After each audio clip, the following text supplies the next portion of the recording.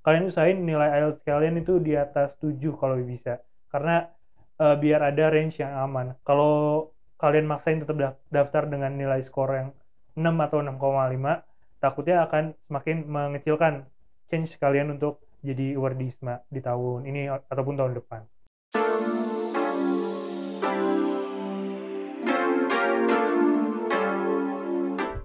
Sampurasun wargi Unpas, balik lagi di Unpas Talk bareng sama Novi yang pastinya bakal ngundang narasumber yang menginspirasi wargi Unpas semua. Ya, kemarin-kemarin di Unpas Talk juga kita pernah bahas tentang ISMA, masih ingat? Kita pernah ngobrol-ngobrol tentang ISMA, pertukaran pelajar ke luar negeri dari Unpas nih bareng sama Maria. Kita juga udah ngobrol-ngobrol tentang keseruan Maria kehidupannya di Jerman nih. Tapi ada satu orang lagi yang pernah disinggung juga waktu ngobrol bareng Maria. Kalau wargi Unpas ingat, ada namanya Pras. Dia itu juga salah satu mahasiswa di Unpas yang lolos seleksi ISMA dan akhirnya melakukan pertukaran pelajar ke luar negeri di Malaysia. Kita kepoin langsung aja ya kehidupan Pras di Malaysia. Halo Pras. Halo Tenovi. Apa kabar? Alhamdulillah baik. Tenovi gimana kabarnya? Baik, alhamdulillah. Pras boleh kenalan dulu nggak ke wargi Unpas? Kayak kamu sekarang kesibukannya apa juga? Terus jurusan apa dan angkatan berapa? Oke. Halo, kenalin semuanya. Nama aku Muhammad Prasetyo Haryadi. Aku mahasiswa tahun akhir Hubungan Internasional 2019 dari Universitas Pasundan tentunya. Saat ini kesibukan aku sebenarnya lagi nyusun tugas akhir karena kemarin sempat ketunda ya sama di Malaysia. Itu aja sih paling kesibukan aku saat ini. Mungkin ya kedepannya bisa lulus tepat waktu. Berarti lagi ngejar skripsi buat lulus tepat waktu. Iya, lagi kejar target sebenarnya. Oke, nah semoga lancar skripsinya. Amin, dan Novi juga semoga lancar Amin. tugasnya. Terus nih kan kemarin-kemarin kita juga udah ngobrol sama sama Maria tentang ISMA gitu. Iya. Terus kayak tentang persyaratan-persyaratannya.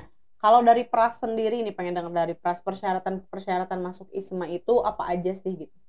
Persyaratan yang utama untuk masuk ISMA itu sebenarnya yang paling fundamental ya, itu ada sertifikat bahasa Inggris. Kamu bisa pilih mau TOEFL, IELTS, atau Duolingo English Test, itu bebas, pilih salah satu aja, nggak usah ketiganya. Lalu surat rekomendasi dan apa ya, mungkin transkrip nilai, karena transkrip nilai juga penting, itu aja sih. Selebihnya dokumen tambahan itu bisa jadi tiap tahun itu beda-beda ya. Di tahun aku sendiri ada SKCK, terus juga surat kesehatan dan lain-lain. Tapi make sure untuk kalian terus lihat di webnya dokumen apa aja nih yang harus kalian penuhi sebelum kalian daftar ISMA. Karena biasanya setiap tahun itu update nggak sih informasinya gitu. Iya, betul banget. Nah, Pras kan tadi kamu di Malaysia ya, ngambilnya di Malaysia. Terus kamu kan pasti ngadain dulu research dong, kayak universitasnya itu kayak gimana dan apa aja yang bakal dipelajarin. Kenapa kamu memilih negara Malaysia gitu? Iya, karena kan mungkin sebagian orang kok deket banget nih di Malaysia. Aku awalnya juga gitu, awalnya ngerasa kayak, oh mungkin aku bakal cepet beradaptasi nih di Malaysia. Environment-nya kurang lebih sama kayak di Indonesia. Jadi ternyata aku salah. Banyak banget perbedaan yang kita punya di antara dua negara yang deket itu. Jadi aku juga ngalamin culture shock di situ, entah itu dari makanannya ataupun dari kebiasaan sehari-hari. Sebenarnya kenapa alasan aku milih Malaysia itu karena aku kan di UKM, University Kebangsaan Malaysia. UKM itu one of the best university in Southeast Asia, masuk 150 besar dunia juga. Jadi kayak, oh ya ini univ yang bagus nih untuk tempat aku berkembang gitu. Itu sih mostly alasan aku untuk pilih UKM dan Malaysia. Jadi lebih ke research juga latar belakang si kampusnya daripada lebih ke arah negaranya berarti kan? Iya. Lebih ke kampusnya dulu. Ya, research kampusnya dulu baru negaranya. Kalau boleh tahu ngambil jurusan apa di sana? Aku ngambil Bachelor of Law di Faculty of Law. Berarti lintas jurusan dong ya, dari HI ke hukum gitu. Kenapa? Karena menurut aku course yang ditawarin menarik di Faculty of Law. Aku pilih Environmental Law atau hukum lingkungan. Hukum lingkungannya itu hukum lingkungan Malaysia, jadi aku juga belajar hukum Malaysia itu gimana. Terus sebenarnya course aku lebih banyak di Fakultas Ekonomi sih. Di dua course lainnya aku ambil di International Business dan Strategic Management. Nah, menarik nih ya. kan tadi juga udah memilih Malaysia, memilih apa sih kayak kampus itu gitu. Tapi Iya. kan ada pilihan yang keduanya nih. Pilihan keduanya kamu pilih di? Aku pilihan lainnya aku pilih di ini Hungary di University of Pech. Jurusan? Jurusan ekonomi di sana. Oh, jadi lebih ke kalau yang kedua ke ekonomi, yang pertama di hukum dan keterima di yang pertama ya. Iya. Berapa bulan sih? Aku di sana selama kurang lebih 5 bulan dari bulan November sampai dengan bulan Maret. Oh, 5 bulan per semesternya itu berarti 5 bulan itu full offline. Full offline, semua kegiatan offline, mulai dari kelas maupun kegiatan lainnya. Kayak aku kan juga ada sempat ikut volunteer di sana, jadi offline semua. Nah, Pras, kamu punya nggak sih kayak tips gitu ya buat wargi Unpas yang mungkin tahun ini sempet nggak lolos buat seleksi ISMA, gimana caranya biar lolos atau berpeluang besar untuk lolos gitu, tips-tips dari kamu? Sebenarnya tips yang paling pertama itu percaya dulu sama diri kalian sendiri sih. Karena menurut aku percaya diri itu penting, apalagi seleksi ISMA juga prosesnya panjang, nggak yang seminggu atau sebulan.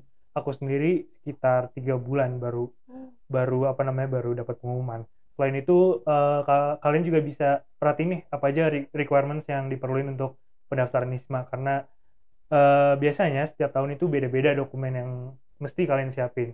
Kayak contohnya di tahun aku sendiri ada surat kesehatan, SKCK. Mungkin di tahun kalian ada yang berkurang atau ada dokumen yang ditambahkan. Jadi itu sih. Selanjutnya mungkin skor bahasa Inggris ya. Kalian mesti perhatiin skor bahasa Inggris kalian. Saat satu universitas minimum skornya 6 IELTS-nya dalam skala IELTS, kalian usahain nilai IELTS kalian itu di atas 7 kalau bisa. Karena biar ada range yang aman. Kalau kalian maksain tetap daftar dengan nilai skor yang 6 atau 6,5, takutnya akan semakin mengecilkan chance kalian untuk jadi award ISMA di tahun ini ataupun tahun depan. Jadi selain dari dokumen-dokumen yang harus dipersiapkan, lebih ke arah bahasa Inggrisnya berarti kayak gitu ya? Iya. Oke. Nah terus nih Pras, kamu kan walaupun kamu di Malaysia, negara tetangga banget nih sama Indonesia.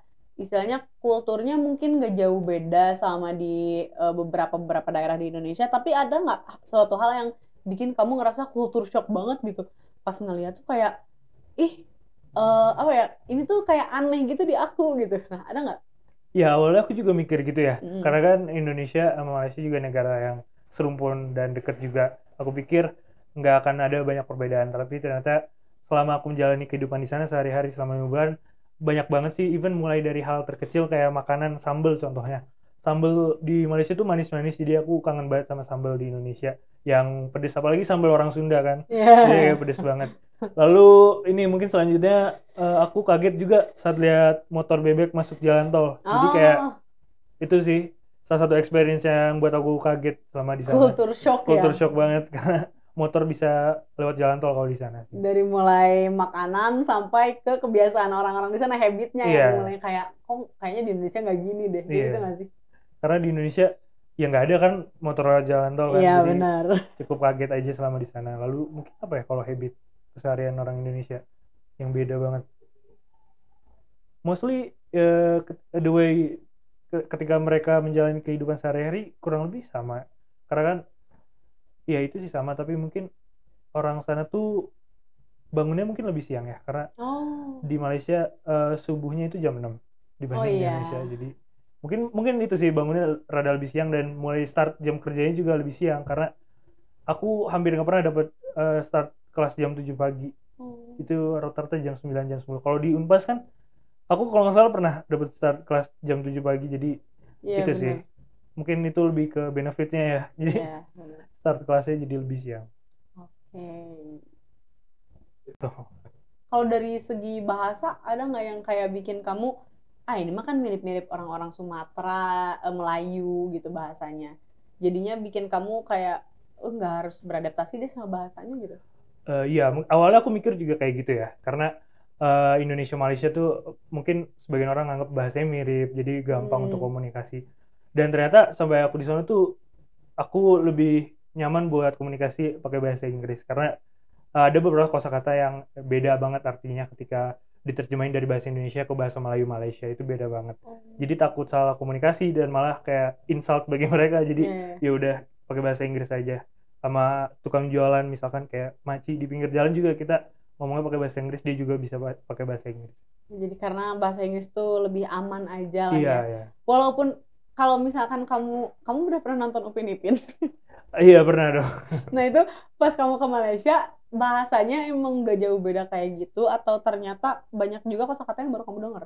Kurang lebih ya, tapi banyak juga kosakata yang kurang aku dengar di Upin Ipin karena kan Upin Ipin tontonan buat anak-anak ya. Iya, Jadi iya. nggak mungkin bahasa-bahasa kayak bahasa-bahasa yang formal yang orang dewasa itu dimasukin ke Upin Ipin itu enggak kayaknya. Jadi takut salah. Terus kalau belajar di kelasnya berarti lebih ke bahasa Inggris dong ya? Iya, untuk kelas sendiri aku full bahasa Inggris. Tugas-tugas semua. Ada perbedaan nggak sih belajar di sana sama di Indonesia, khususnya di Unpas nih? Kayak gimana gitu perbedaannya yang kamu rasa? Perbedaan yang salah satu yang paling ketara itu dosennya di sana jauh lebih merhatiin mahasiswanya sih. Karena ketika dosen tuh, aku nanya juga teman aku di fakultas lain. Even beberapa dosen tuh nanya kayak, kalian udah selesai belum tugasnya? Kalau belum nanti kita perpanjang seminggu lagi. Jadi lebih apa ya? Humanis mungkin ya. Iya, lebih mengerti perasaan mahasiswa gitu. Oke, jadi lebih banyak toleransi di antara dosen dan mahasiswa mungkin ya kalau di Malaysia itu. Boleh tuh diterapin ya di sini kali ya. Iya, dan juga mahasiswanya lebih tepat waktu ya kayaknya daripada di Indonesia. Jadi kayak kelas belum mulai itu udah mostly udah pada stay. Udah full semua. Berarti di dalam kelas itu nggak semuanya kebanyakan mahasiswa di Malaysia dong ya? Pasti karena di kamu maksudnya kayak kamu dari Indonesia ada di situ, terus ada juga dari negara-negara lain mungkin? Ada dari contohnya kayak Jepang, Swedia, Korea itu juga nyampur sama di kelas kita. Di sana di Malaysia ya. Oke, terus untuk dari segi pertemanan kamu apakah susah beradaptasi sama orang-orang di sana atau ternyata orang-orangnya pada nerimain kamu humble dan gimana-gimana? Awalnya juga aku takut gitu kan ya. Mungkin sebagian ada apa namanya? Ada pandangan kalau orang Malaysia itu kayak rasis gitu ke Indonesia. Yeah. Tapi ternyata pengalaman yang aku dapat di sana selama di sana itu enggak. Mereka welcome banget. Aku juga berteman baik. Malahan salah satu orang mahasiswa lokal Malaysia itu jadi teman aku. Sampai sekarang juga masih suka kontakan. Kita main kayak bareng di Putrajaya. Jadi benar-benar welcome sih orang sana sama orang Indonesia karena orang sana tuh sebenarnya juga penasaran sama kita karena orang Malaysia kan sering nonton film Indonesia juga, musik-musik Indonesia banyak di sana sih. Jadi mereka welcome banget.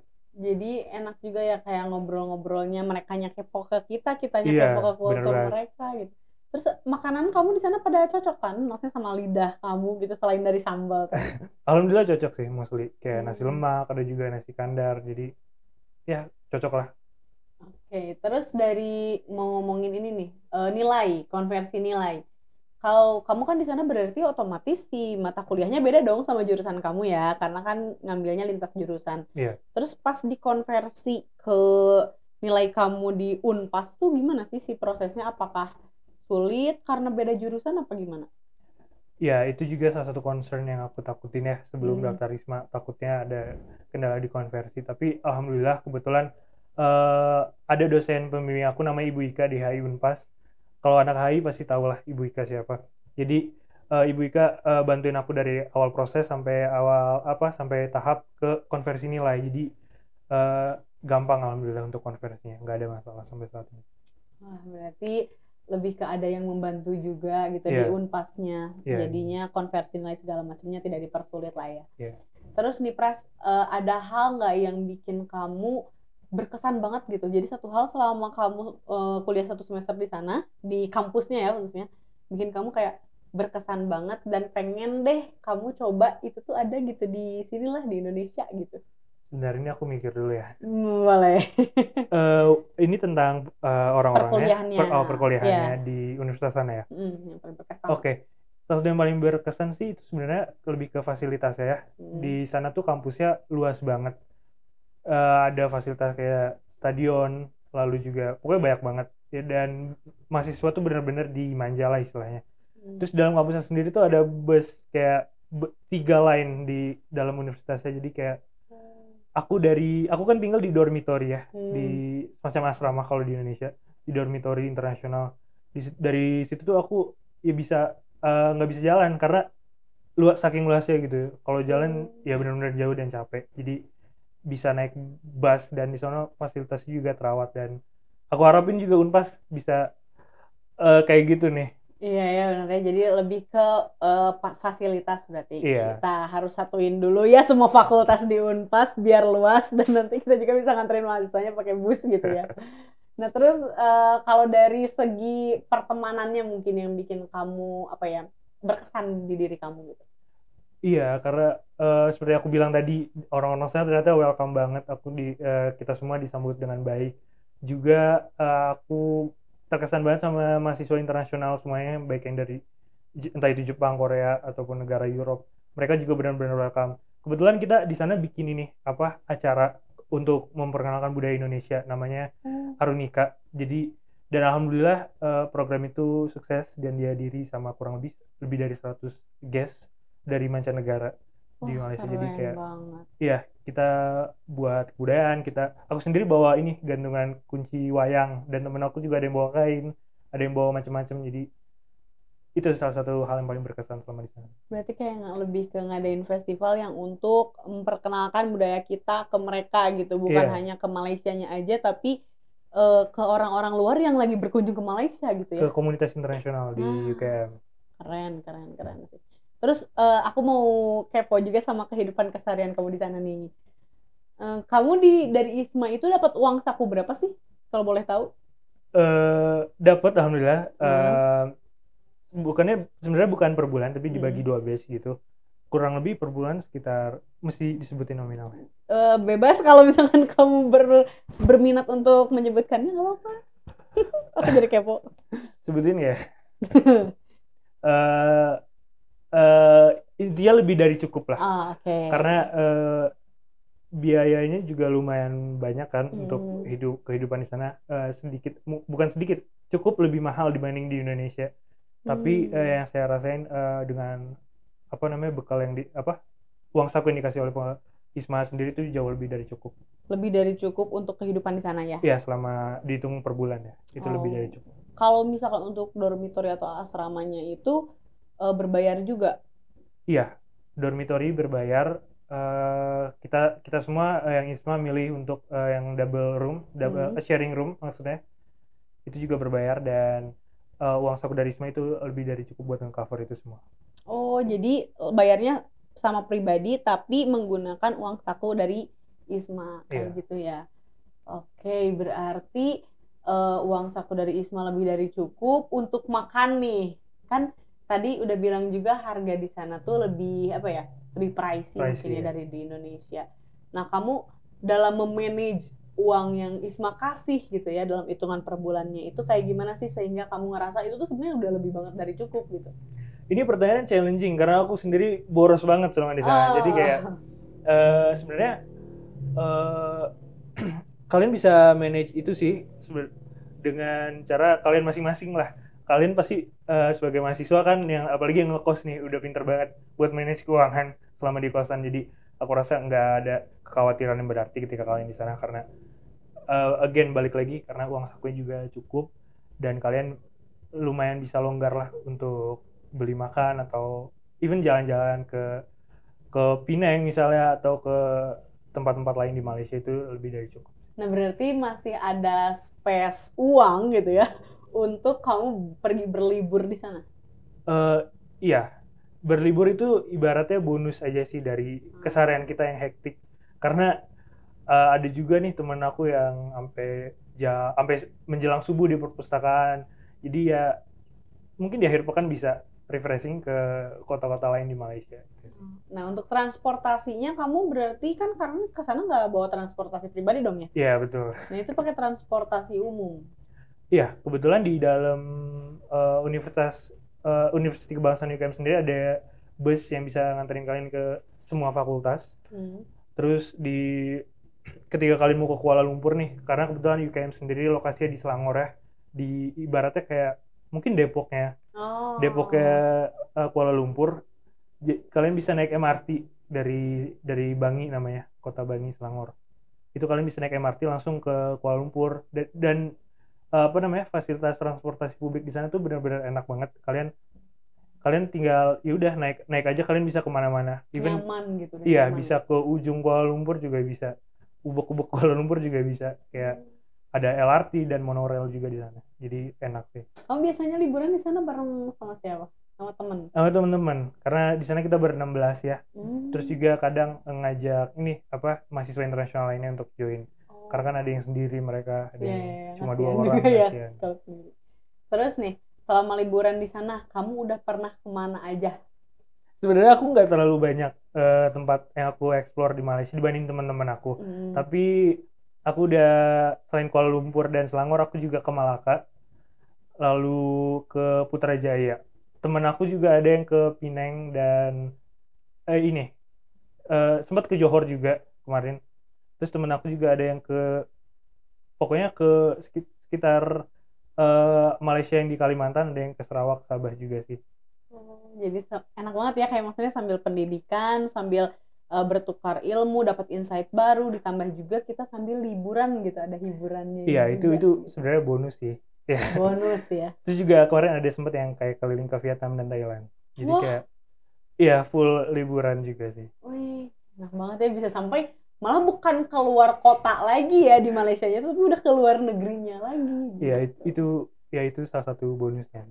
Benar nih. Terus buat kamu nih, Pras, kamu ngerasanya pengen ngelanjutin dulu S2 setelah kamu apa ya, maksudnya kayak melek lah ke pendidikan di luar negeri dan juga di Indonesia gitu. Apakah kamu pengen dulu lanjut ke S2 atau lebih ke pengen berkarir dulu? Aku sebenarnya setelah lulus ini ngejar karir dulu ya. Mungkin setelah dapat kerja yang settle dan didukung sama tempat kerja aku, mungkin aku bisa lanjut apply S2 sih. Itu plan aku untuk berarti lebih ke berkarir dulu. Iya. Oke. Nah, untuk Pras sendiri kalau di kampus sekarang kesibukannya apa selain dari skripsi? Apa ikut organisasi juga kah? Sempet semester kemarin ya sebelum ISMA, tapi untuk sekarang fokus aku bener-bener penuh di skripsi karena ketunda banget nih kemarin. Aku rencananya Desember buat ngerjain skripsi, tapi karena kegiatan ISMA juga lumayan hektik karena banyak tugas juga. Selain dari tugas kampus, ada juga dari tugas ISMA-nya sendiri. Karena ISMA sendiri ngasih tugas juga, mulai dari social campaign, lalu ikut volunteer kita di sana. Jadi full kegiatan sehari-hari kita. Jadi bukan cuma sekedar kupu-kupu ya kalau ikut ISMA tuh ya? Iya. Sayang banget kan kalau kupu-kupu udah dipercaya sama beasiswa, jadi ya lebih baik digunakan 100%. Iya, apalagi cuman dikasih waktu beberapa bulan doang ya di sana ya. Sayang banget waktunya. Sayang banget kalau diem doang gitu, kayak cuman belajar pulang. Iya, bener banget. Kalau misalkan di sana kamu biasanya aktifnya ke arah yang kayak gimana gitu? Maksudnya kayak yang tadi bilang social campaign kah, atau misalkan ikut organisasi di kampusnya kah, atau gimana? Tadinya sempat aku mau ikut organisasi di Universitas Bangsa Malaysia. Ada namanya, aku udah research dulu sebelum ke sana, ada namanya Model United Nation Club. Tapi sayangnya di semester aku itu lagi nggak buka recruitment untuk peserta baru. Jadi aku mostly kegiatan selama di sana itu di bawah naungan UKM Ambassador. Itu UKM Ambassador itu international office-nya, dari international office-nya UKM untuk mahasiswa internasional ngadain kegiatan kayak volunteer di rumah sakit anak kecil, lalu ya macam-macam lah, perkenalan budaya juga gitu ya, lebih ke sosial budaya berarti. Karena kan emang mungkin tujuannya bertukar pelajar juga, selain dari memberi insight ilmu-ilmu baru, juga lebih ke pertukaran budaya juga nggak sih gitu ya, lebih ke saling ngeliatin budaya satu sama lain lah kayak gitu. Nah, Pras mau kasih tips nggak, atau misalkan kasih kayak wejangan lah buat anak-anak wargi Unpas ini gitu, untuk memanfaatkan masa kuliahnya dengan kegiatan-kegiatan yang produktif. Karena kan kebanyakan juga ada yang kayak males lah gitu ya, mending kuliah pulang aja. Ada nggak misalkan tips dari kamu atau alasan kamu gitu, kayak wargi Unpas harus melakukan sesuatu yang produktif gitu? Coba kasih tahu boleh. Oke. Buat kalian mahasiswa, baik mahasiswa baru maupun mahasiswa akhir Universitas Pasundan, aku saranin sih kalian ikut banyak banget kegiatan, bukan cuma di dalam kampus kayak BEM atau himpunan, tapi juga di luar kampus juga sekarang banyak banget kayak magang dan studi independen merdeka, juga ada ISMA, dan kalau nggak salah ada semacam pengabdian desa ya dari dari Kementerian Pendidikan itu juga kalian bisa ikutin, seru banget kayaknya. Lalu kalian juga bisa ikut nih klub podcast nih dari Unpas. Nah, itu juga keren banget. Shout out untuk tim podcast Unpas, kalian juga bisa join. Iya, saran aku gunain waktu kalian selama di perkuliahan itu sebaik mungkin. Aku saranin sih jangan jadi kupu-kupu ya. Iya, jangan jadi kupu-kupu. Ya itu hak kalian sih untuk jadi kupu-kupu, tapi ya aku saranin untuk kalian lebih banyak berkegiatan sih, karena sayang aja waktunya selama kalian studi S1 ini kalau cuma jadi kupu-kupu. Karena kalau udah kerja kita belum tentu lagi bisa ngerasain masa-masa kayak gini ya Pras ya. Iya. Oke, nah di sini tuh ya di Unpas Talk ada segmen Jawara. Jadi apa itu Jawara? Jawara itu jawab kunyalira. Aku bakal kasih ke kamu satu jadi kayak beberapa pertanyaan tapi jatuhnya ke pilihan gitu. Jadi memberi pilihan lah. Oke. Nah, kayak this or that lah gitu. Nah, tapi kamu harus jawab secara cepat. Oke. Oke? Siap ya? Siap. Aku bacain ya pertanyaannya. Yang pertama, Malaysia, Indonesia? Indonesia. Oke. Terus yang kedua, S2 di Indonesia atau di luar negeri? Di luar negeri. Oke. Terus ketinggalan matkul atau lupa gak ngumpulin tugas? Lupa gak ngumpulin tugas. Ngerjain skripsi di kampus atau di kafe? Di kampus. Telat masuk kelas tapi kehujanan atau tepat waktu tapi gak mandi? Telat tapi kehujanan. Oke. Kalau dapat beasiswa ke luar negeri, lebih baik ke benua Asia atau benua Eropa? Europe. Oke. Terus yang terakhir nih, satu kata buat Unpas. Mantap. Mantap. Unpas, mantap. Oke, makasih banyak ya Pras. Tadi kita udah ngobrolin banyak banget ternyata tentang kehidupan kamu selama di Malaysia, terus tentang lebih ke pendidikannya, terus ke kultur budayanya gitu. Makasih banyak udah mau dikepoin sama Unpas Talk. Jangan kapok nanti, pokoknya kalau misalkan kita ada waktu kita ngobrol-ngobrol lagi ya. Makasih banyak juga wargi Unpas yang udah nonton Unpas Talk. Banyak banget insight yang masukan buat kita semua, khususnya juga buat aku pribadi. Jangan lupa terus nontonin Unpas Talk karena narasumbernya bakalan beda-beda, variatif, dan juga menginspirasi. Goodbye wargi Unpas.